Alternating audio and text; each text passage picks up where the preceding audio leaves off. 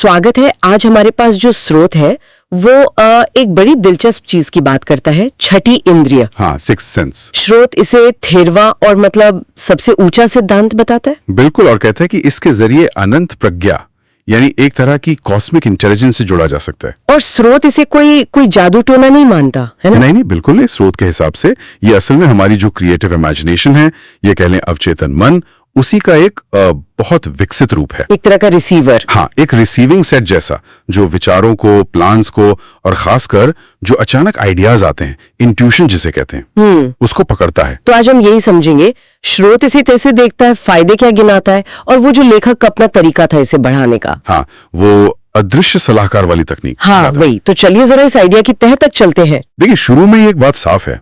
स्रोत कहता है कि छठी इंद्री को सही मायने में समझना या इस्तेमाल करना ये तब तक मुश्किल है जब तक बाकी के 12 सिद्धांत मजबूत न हो। अच्छा, मतलब पहले वो 12। हाँ, वो सिद्धांत एक तरह की मानसिक और इमोशनल नींव बनाते हैं, बेस, जिस पर ये छठी इंद्री विकसित होती है।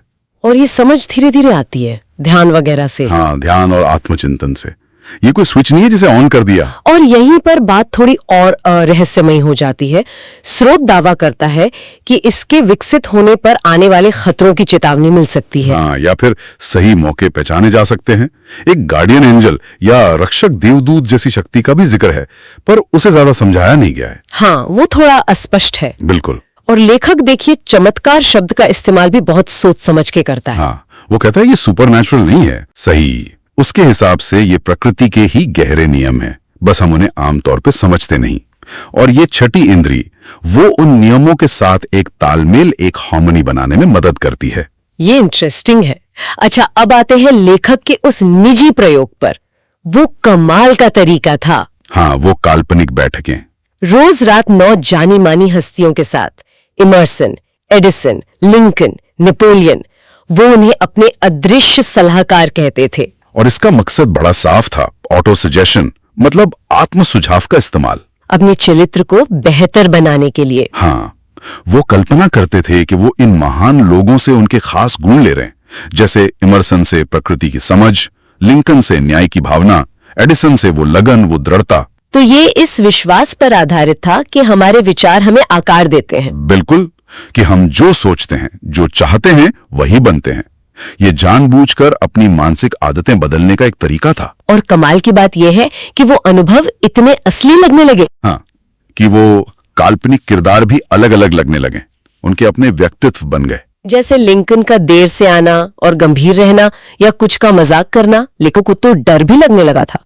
हाँ, कि कहीं वो हकीकत और कल्पना में फर्क ही ना भूल जाएं। फिर भी वो जोर देकर कहते हैं कि ये सब मन की उपज थी, काल्पनिक था, पर फायदेमंद बहुत था। यहाँ दिलचस्प कनेक्शन ये है, लेखक ने महसूस किया कि इन्हीं बैठकों के दौरान उनका मन ज्यादा खुला, ज्यादा रिसेप्टिव हो गया छठी इंद्री से मिलने वाले ज्ञान के लिए। हाँ, उन्हें लगा कि मुश्किल वक्त में जो मदद मिली, जो अचानक रास्ते सूझे, वो इसी छठी इंद्री के जरिए आए, और इसमें उन अदृश्य सलाहकारों का प्रभाव था। तो इन सब बातों का निचोड़ क्या निकालें? स्रोत के हिसाब से छठी इंद्रिय एक बहुत शक्तिशाली मानसिक क्षमता है। हाँ, पर ये ऐसे ही नहीं मिलती। जो दूसरे सिद्धांत हैं, उन पर लगातार काम करने से ये धीरे धीरे विकसित होती है। और अगर किसी को ये बातें अभी भी थोड़ी दूर की कौड़ी लगे, तो स्रोत का सुझाव है कि इस विषय पर बार बार सोचें, पढ़ें। इससे भी एक तरह की मानसिक प्रेरणा बढ़ सकती है। ये सिर्फ पैसा कमाने या चीजें पाने के बारे में नहीं है ना? नहीं, बिल्कुल नहीं। ये खुद को समझने, दूसरों को समझने, प्रकृति के नियमों को समझने और असली खुशी पाने के बारे में है। और लेखक के अनुसार ये गहरी समझ छठी इंद्रिय से ही पूरी तरह मुमकिन है। किताब का दावा तो ये भी है कि इस पर महारत हासिल करने से डर, शक, टाल-मटोल, ये सब रुकावटें दूर होती हैं। हाँ, और उस अंदरूनी शक्ति तक पहुंच मिलती है जिसका इस्तेमाल दुनिया के बड़े बड़े विचारक और नेता करते आए हैं। तो अंत में एक सवाल सोचने के लिए छोड़ जाते हैं। हाँ, कि क्या वाकई सिर्फ कल्पना के जरिए जानबूझकर कुछ मानसिक आदतें अपनाने की कोशिश करना किसी की अंदरूनी दुनिया को इतना बदल सकता है कि उसकी इच्छाएं हकीकत बन जाए और जो छिपी हुई क्षमताएं हैं वो जाग जाए, जैसा लेखक ने अपने अदृश्य सलाहकारों के साथ अनुभव किया। ये हमारी कल्पना और हमारे अवचेतन मन की ताकत पर एक गहरा सवाल है।